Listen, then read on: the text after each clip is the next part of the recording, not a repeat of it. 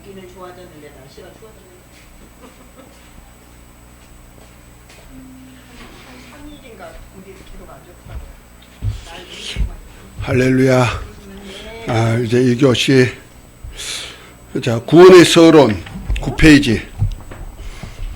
빨리빨리 이제 읽으면서 넘어갑니다.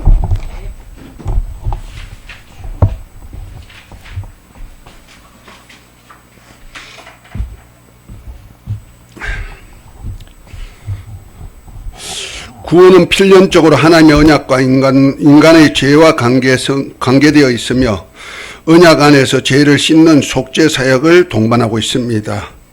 죄의 최종적 결과는 죽음과 저주입니다. 그래서 죄의 최종적 단계는 영적, 육적 죽음과 함께 환경적으로 저주의 삶이 주어집니다. 구원은 죄를 씻는 속죄의 의미가 있다고 할 때 결국 죄의 결과인 죽음과 저주의 삶에서 생명의 소생과 자유가 구원이라고 할 수 있습니다. 이러한 입장에서 구원의 필요성을 추구한다면 그것은 인간이 죄 때문에 구원이 필요하고 이에 부응하여 하나님이 그의 사랑이란 속성의 발로에 의해 독생자를 통한 대속의 은혜로 인해 죄인을 구원하셨다는 구원론을 말할 수 있습니다. 한편 다른 면에서 구원의 필요성을 말한다면 태초에 하나님이 그를 사랑하여 그를 경배하며 그의 이름을 존중히 여길 하나님의 나라를 세워 만유와 함께 하실 뜻 안에서 우리를 그리스도 안에서 하나님의 아들들이 되게 하시고 은혜의 영광을 찬미할 자로 택정하신 뜻을 이루실 곧 하나님의 영광을 위한 의도에서 그의 사랑하시는 아들 예수 그리스도 안에서 그리스도를 통한 구원론을 말할 수 있습니다. 그러니까 인간 편에서의 구원은 죄 때문이고 하나님 편에서의 구원은 뭐야? 그리스도 안에서 하나님의 아들들이 되게 할 계획 속에서 비록 죄지었을지라도 이를 그리스도로 구원시키는 사역, 하나님의 나라 안에서의 구원 사역을 말할 수 있다는 거죠. 두 가지 뜻에서 해석할 수 있다는 얘기죠. 그런 의미에서 전자는 인간 편에서 구원이 필요성을 말한다면 후자는 하나님의 의도 편에서 본 구원의 필요성이라 할 수 있습니다. 어찌하든 구원은 독생자 예수 그리스도의 자기 희생과 관련되어 있고 오직 그에 의해서만 이루어질 수 있는 유일무이한 사역입니다. 이는 구원은 어느 누구도 동일하거나 유사한 사건을 이룰 수 없는 유일한 신적 사역입니다. 그러므로 하나님의 뜻 안에서 이루신 그리스도 속죄 사역이 모든 사람들로 구원과 영생과 천국에서의 기업을 얻어 은혜의 영광을 찬미하기에 충분하고도 완전한 효능을 가진 사역입니다. 이 구원의 효과는 성부 하나님의 사랑과 독생자 예수 그리스도로 말미암는 은혜에 기인된 것으로서 아버지를 사랑하여 그의 뜻을 다 이루신 성자 예수 그리스도의 십자가 희생으로 첫사람 아담이 인류에게 전가한 죄가 성자 예수 그리스도께서 대속 제물로 십자가에 달려서 물과 피를 다 흘리시고 죽으심의 공로에 의해 완전히 청산되고 그가 보내신 성령을 통해 세상이 멸망치 않도록 하실 은혜의 복음으로 속죄의 체험과 함께 영생에 이를 수 있게 하시는 삼위일체 하나님의 공동 사역입니다. 그러나 구원의 범위에 대한 논란이 분분한데 이는 그리스도께서 누구를 위해 무엇 때문에 죽었는가 하는 문제로 논쟁하고 있는 실정입니다. 그래서 제가 구원론이라고 한 거예요. 이에 대한 신학적 답변은 보편적 구원설과 택자 구원설로 구분됩니다. 만인 구원설은 로마 가톨릭, 루터교, 알맹한주의 교회들이 주장하고 따르는 견해입니다. 이는 보편적 구원이라고도 하는데 이는 모든 인류의 구원을 위해 그리스도께서 십자가를 지게 하신 하나님의 뜻이라는 견해입니다. 이 견해는 하나님이 세상을 사랑하여 독생자를 희생하셨으며 모든 사람의 죄를 대속하기 위해 죽으셨으나 이를 믿는 자만 구원받는다는 주장입니다. 이 보편적 구원설. 모든 사람을 위해서 죄를 대속해서 죽으셨고 이를 믿는 자만 구원한다 하는 구원설이죠. 그리고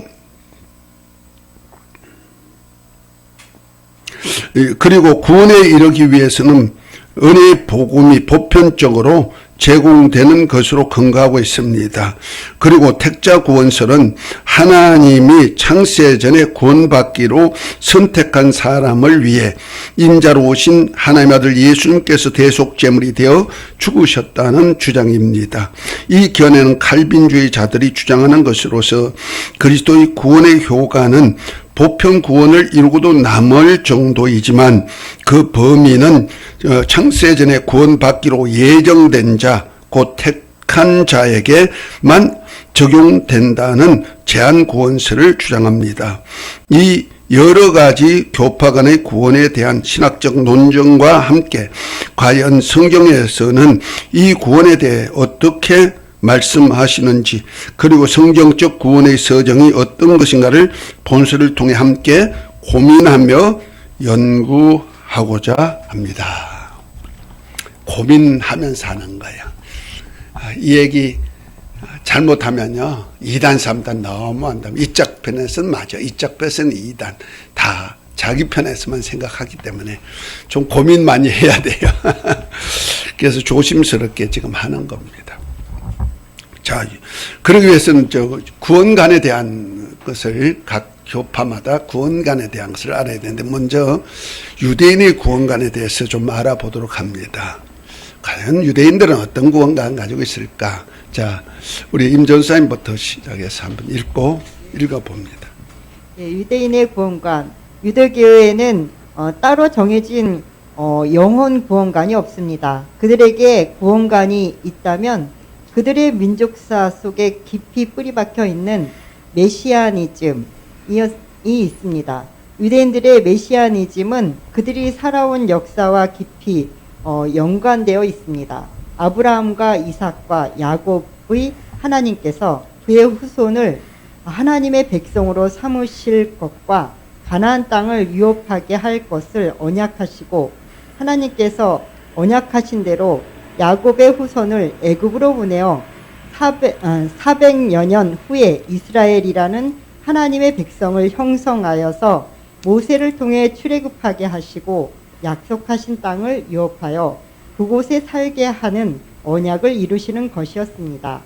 하나님께서 모세를 세워서 출애굽시키시고 이로 시작한 이스라엘이 광야에서 성막에 임재하시는 하나님에 대한 신앙과 인도하심을 통해 약속하신 땅을 유업하였지만 결국 남과 북으로 갈라지고 그 후에 항상 외세에 짓밟히고 수탈당하는 환난의 역사였습니다. 이러한 그들의 의식 구조와 마음속에 싹 트는 것은 여호와 하나님의 날, 즉 메시아의 날을 기다리는 것입니다. 메시아가 오시면 자신들의 불종과 역사는 종말을 구하고 이스라엘 나라를 회복하여서 자신들이 세상의 지배자가 되어서 산다는 것입니다. 그래서 유대인들의 삶의 뿌리에는 항상 메시아 대망과 이스라엘 나라 회복 사상을 가지고 있습니다. 그런 의미에서 유대인들의 메시아를 통한 구원과는 현세적인 의미를 지니고 있고, 또 이스라엘 나라 회복과 함께 종말론적인 의미를 가지고 있는 것입니다.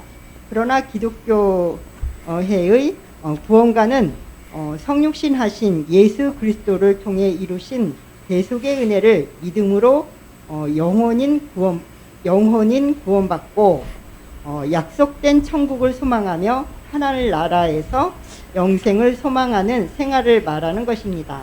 그러므로 한 메시아, 곧 아브라함과 이삭의 자손인 예수 그리스도를 소망하고 찾으나 구원에 대한 인식의 개념은 전혀 이질적인 방향인 것을 알 수 있습니다. 네, 유대인의 구원관은 영혼 구원이 아니고 이 땅에 메시아 왕국 세우는 것이 구원관으로 되어 있다. 간단하게 그렇다는 거죠. 그러니까 그 예수님이 대속의 은혜와는 관계가 없는 거죠. 그래서 예수님이 십자가에 달리신 것, 그건 뭐 선지자로서 죽은 거야, 이렇게 얘기하고, 예수님을 어떤 선지자로 보지, 그들이 메시아로 보지 않는다는 거죠. 그러니까 예수님은 만인 구원, 모든 인류를 구원하고 모든 인간을 구원하기 위한 사역의 메시아가 되셨지만은 유대인들은 오직 자기들 나라만을 위한 현세적인 구원관을 가지고 있다. 이해가 됐죠? 그러면 기독교의 구원관입니다. 자, 구원에 대한 하나님의 계획 한번 읽습니다. 1. 구원에 대한 하나님의 계획. 인간을 구원코자 하시는 하나님의 계획은 태초 곧 우리 우주의 기초가 있기 전부터 구상되어졌습니다.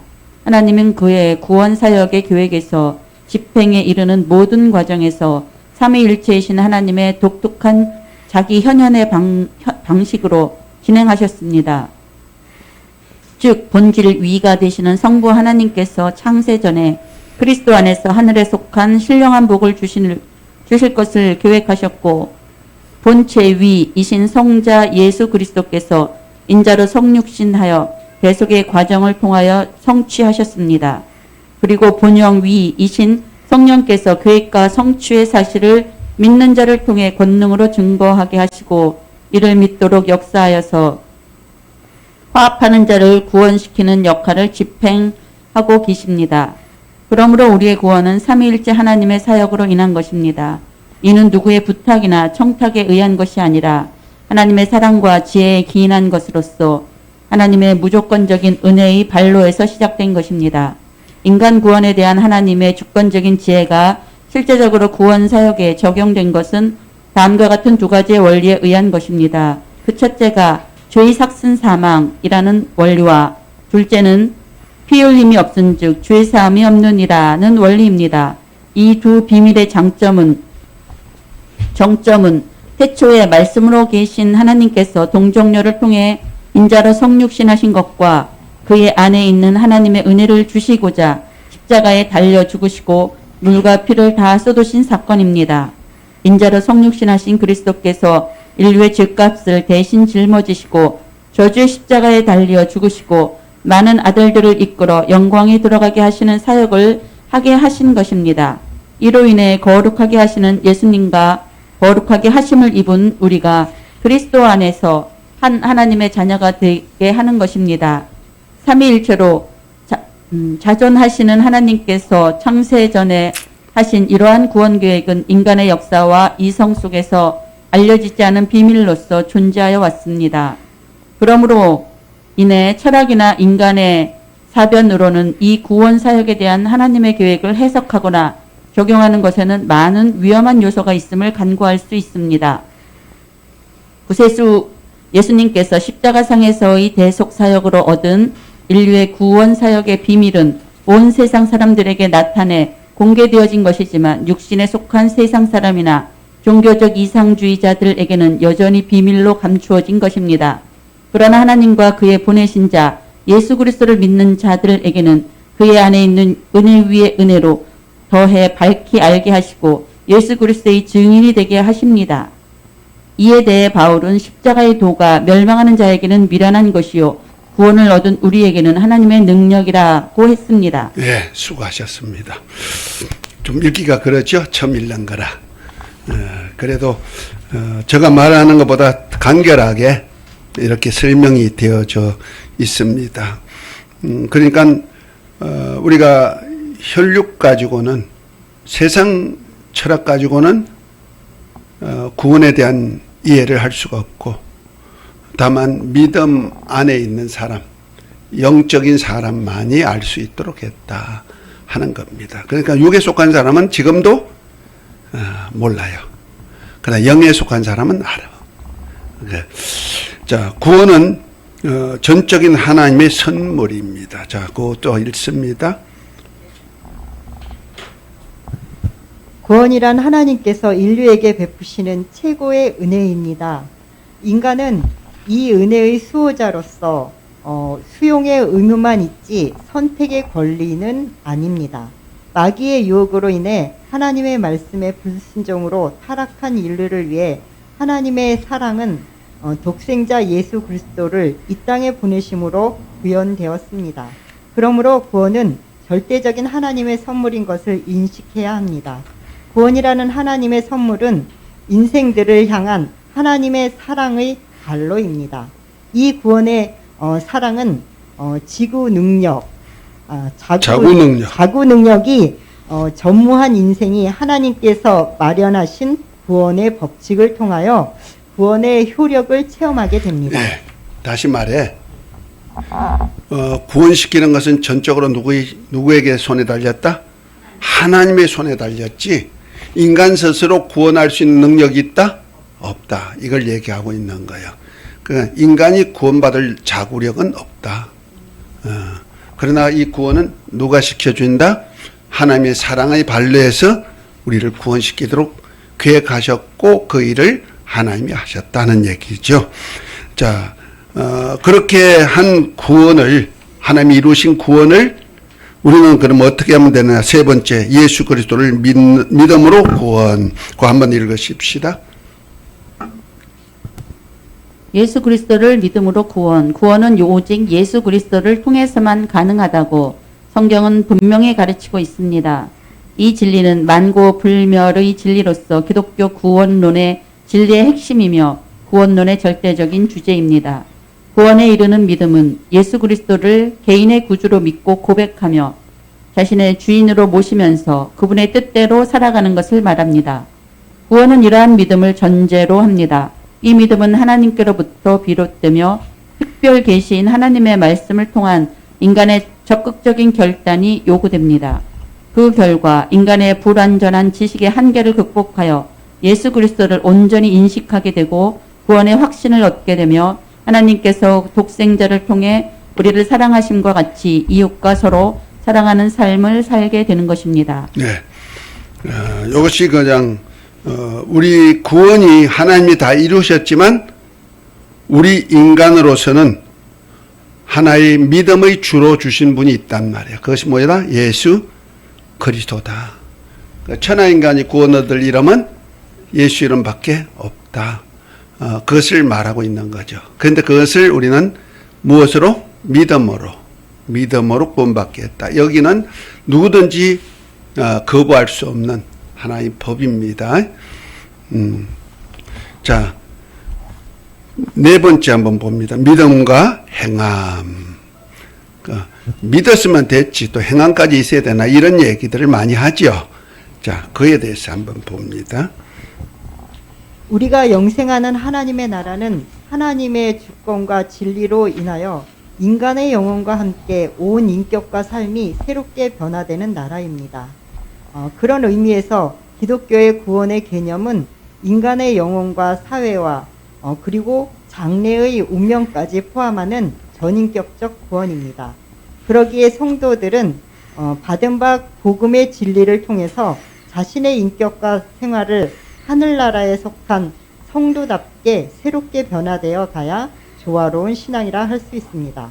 거룩하신 하나님의 말씀은 인간의 머리로만 해득할 수 없는 신령한 것입니다. 그 말씀 안에는 하나님의 주권과 인격이 담겨 있습니다.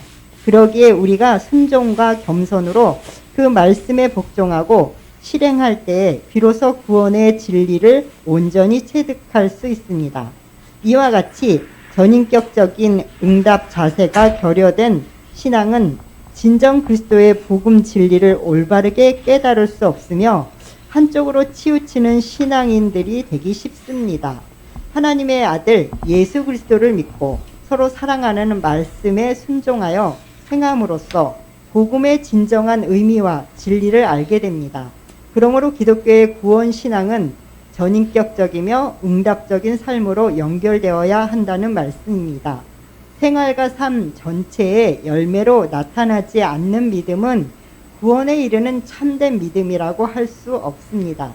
이에 대해 야고보서에서는 내 형제들아 만일 사람이 믿음이 있노라 하고 행함이 없으면 무슨 유익이 있으리요? 그 믿음이 능히 자기를 구원하겠느냐? 내가 하나님은 한 분이신 줄 믿느냐? 잘하는도다. 귀신들도 믿고 떠느니라. 아, 허탄한 사람아, 행함이 없는 믿음이 헛된 줄 알고자 하느냐? 말하고 있습니다. 예. 그러니까 우리가 믿음에는 반드시 뭐가 따르게 돼 있다? 믿었으니까 행한다는 거죠. 그 하나님의 약속을 믿었으면 반드시 그 약속에 대한 행함이 주어져야 된다는 거죠. 그 말만 믿습니다가 아니다 이런 얘기죠. 그것을 이제 야고보서도 얘기하고 요한 1, 2, 3서도 계속 한결같이 얘기하는 얘기고 다 주님도 그런 말씀을 하신 거죠. 자, 이제부터 이제 구원에 이를 수 있는 방편이 하나님의 계획 속에서 그리스도의 구원을 통해서 믿음으로 구원받는데 믿음은 행함과 함께 이루어지는 것이다 하는 것으로 이제 구원에 대한 이제 초보적인 것을 얘기했습니다. 그러면 교회에서 구원관에 대한 얘기를 조금 아는 것이 좋겠습니다. 먼저 신약교회와 중세교회 구원관 한번 또 읽어봅니다. 신약시대의 초대교회는 영생하는 천국을 소망하는 가운데 하나님과 성도들 간의 교통으로 인하여 화평함과 섬김의 사랑 공동체였습니다. 그러나 주 313년에 콘스탄틴이 황제가 되고 기독교를 국교화함으로 인하여 그때부터 중세교회는 법적인 제도를 통해서 사람을 신앙 안에 가두고 중한 집권적인 정부에 의해서 사람을 통치하는 정치적인 조직체가 되었습니다. 그러면서 로마 백성들이 섬기는 타 종교와 연합하게 되고 그러므로 인해 구원의 방법은 성서의 개념을 떠난 로마 카톨릭은 우상을 섬기며 마리아와 다른 성인들을 중보자로 세워 예수 그리스도만이 유일한 중보자이심을 서서히 떠나게 했습니다. 예, 이제 중세교회가 초대교회는 오직 예수님만 믿고 의지하고 그들이 카타콤에 들어가서 그 핍박 속에서도 신앙을 유지했지만은 주 313년 콘스탄틴이 기독교인과 함께 같이 해가지고 황제가 되고 난 다음에 그 황제가 공인했던 것 같이 종교 자유화를 한 거예요. 그 속에 기독교 자유화 운동이 일어났고 그 후에 기독교인들이 많이 생겼어요. 그 많이 생긴 이유가 거기 로마의 고관 대작들 더 나가서 그 유럽 지역의 왕들 왕가까지도 구원에 이를 수 있는 그런 역사가 많이 일어났단 말이야. 그런 이유가 초대 교회 한 약 300년 동안 그 핍박 때에 카타콤이란 무덤으로 썼던 그 동굴을 이용해 가지고 생활을 한 것이 있단 말이야. 그 속에서 철저하게 신앙 교육을 받고 신앙 생활을 했던 그들이 해방되니 어떻게 해요? 종교 자유하니까 나왔는데 그 당시에 로마는 태양신을 섬기는 그 태양신을 종교로 섬기는 거예요. 곧 말해서 니무로 섬기는 곧 바알 섬기는 그런 신앙을 가지고 있었고 또한 여성 신학이 있어요. 여자를 신앙하는 신앙이 있어요. 그것이 아스드롯이죠. 그 발과 아스드롯 신앙, 곧 세미라미스를 신앙하는 신앙이 있었단 말이야. 이 두 개가 컸어요. 기독교보다 훨씬 컸어요. 그런데 그 속에서 전부 다 나라 정치인들이 그 종교인들 속에 가담되어 있는 거예요. 그런데 그 신이 발과 아스트로 신은 전부 다 없는 신들이잖아요. 그래서 사제들 축제 후에는 사제들과 함께 그 음행하는 것이 공식화되어 있고 하다 보니까 사회적으로 종교가 타락되면 같이 사회도 타락되잖아요. 타락됐어. 그러다 보니까 자 아들 딸을 둔 부모들이 걱정이야. 우리나라가 어떻게 살아갈까? 우리 가정은 어떻게 될까? 걱정하잖아요. 그죠? 여러분들 자식 결혼 놓고 걱정 안 하는 부모도 있어요? 누구한테 보내고 싶어요? 여러분들, 저와 여러분들은 기독교인들 가정 원하잖아요. 그죠? 그런데 그거가 만만치 않죠.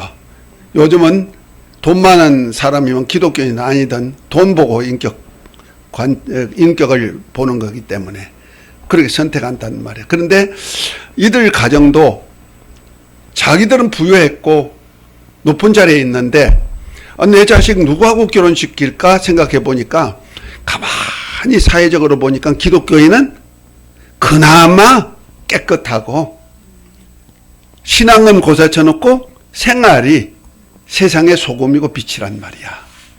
이해가 됩니까?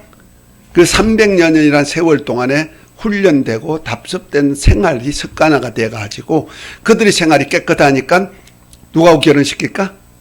내 아들 그 기독교인의 딸들을 다 결혼시킨 거야. 아들들을.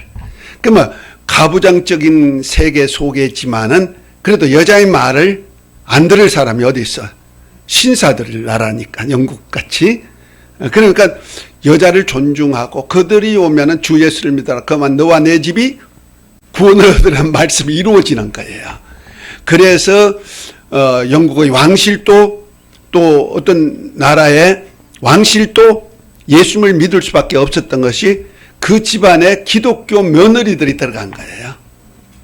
그러다 보니까 그 집안이 기독교화가 되고 높으신 분들이 다 기독교인이 되다 보니까 그때서야 로마를 기독교 국교화 시키자 해가지고 회의가 들어가서 회의 통과돼 가지고 국교화 된 거야. 그것이 이제 국교화 되어서 태양신 섬기던 사람, 달신 섬기던 여자 숭배 사상하는 달신 섬기던 사람들이 다 기독교인 되는 표로 한 것이 사도신경, 신앙 고백으로 사도신경 공식화하고 세례를 받는 것으로 공식화했단 말이에요. 사도신경으로 신앙 고백하면 세례 준 것으로 기독교인이다. 이렇게 나왔다는 거죠. 그래서 중세교회는 바로 이런 구원관이 있었다 하는 거예요.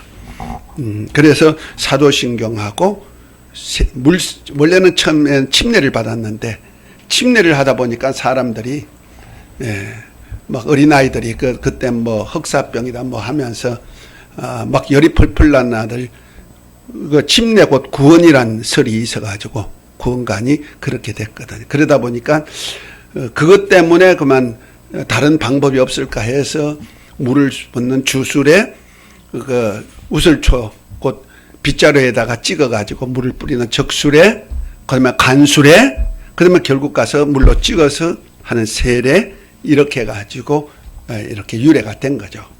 구원 곧 세례, 세례 곧 구원 이런 때문에 그러니까 여러 가지 구원관들이 중세교회는 있었단 말이야. 그러면 종교 개혁 이후의 구원관 신학 사상입니다. 한번 읽읍니다.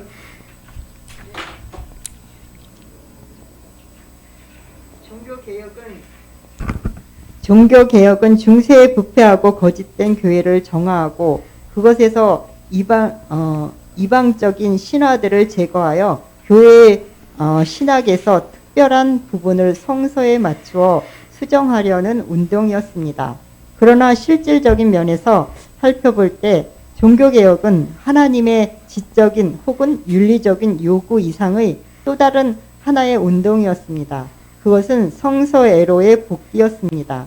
그래서 복음서들을 경전으로 삼으며 성서적인 경건으로서 살아계신 주님을 체험하며 역사적 그리스도를 구원의 길로 삼고 그의 생애와 죽음과 부활을 그 중심 교리로 삼았습니다. 이는 하늘에 계신 하나님에게로 나아감과 예수 그리스도를 닮으려는 경건의 노력을 신앙의 기본으로 삼았습니다. 이것이 일종의 종교개혁 운동이었습니다. 그러므로 인해 구시대의 탄압 속에서도 신앙을 지키며 살아있는 그리스도 중심의 초대교회와 같은 신앙을 하고자 하는 종교개혁사가 시작되었습니다. 네. 자, 종교개혁 시가 아니고 사가 시작되었습니다. 그러니까 종교개혁은 뭐요?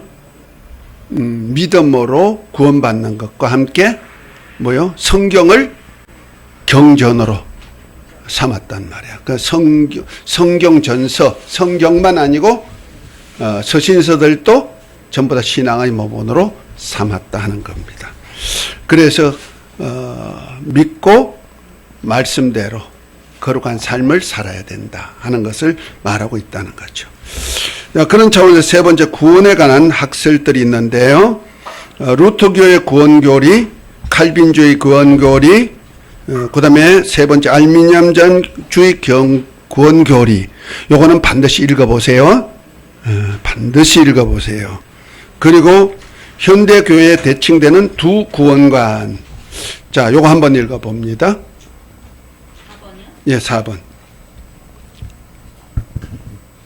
현대 기독교계의 구원관은 크게 두 가지로 볼 수 있습니다. 칼빈주의의 택자구원과 유교의 이중 예정론이나 알미니안주의의 만민구원과 인간 의지의 합력에 의한 구원관인데, 이 양대 구원관의 논쟁은 교회사 속에서 끝없는 논쟁으로 이어져서 아마 세상 종말까지 이를 것으로 예상됩니다.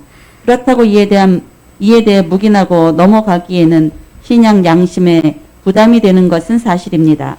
그리고 옛날처럼 교인이 처음 인도되어 양육을 받은 교파에서만 신앙생활하지 않고 이사와 함께 교파를 초월하여 신앙생활을 하는 현 세대의 목회는 성경적인 구원관이 제대로 필요한 시기입니다. 칼빈주의의 논리대로 한다면 교회에서 신앙생활하는 자신은 구원하시기로 택함을 입은 자일까? 아니면 불택자일까? 아직 교회 안에 들어오지 않은 저 사람은 어떨까? 또한 하나님의 아들 예수님을 그리스도로 신앙 고백하고 세례받고 그리스도와 연합한 표를 가진 사람들 중에도 불택자가 있다면, 하나님의 말씀을 믿고 주와 복음을 위해 힘을 다하여 성령 충만한 모습으로 사역하다가 잠시 세상을 향하여 간 사람들은 불택자란 말인가? 그렇게 유기되도록 하나님이 역사하셨단 말인가? 그러면 하나님의 독자적인 사역으로 인한 택자는 구원받아 좋겠지만 지옥 보내기로 유기된 자는 하나님을 악질로 생각하지 않을까?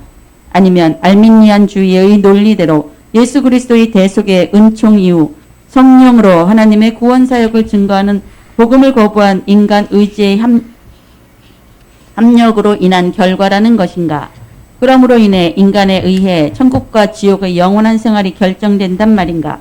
그렇게 말하자니 미물과 같은 인간의 의지에 의해 대주제이신 하나님 주권의 나약함에 대해 세상이 어떻게 볼 것인가?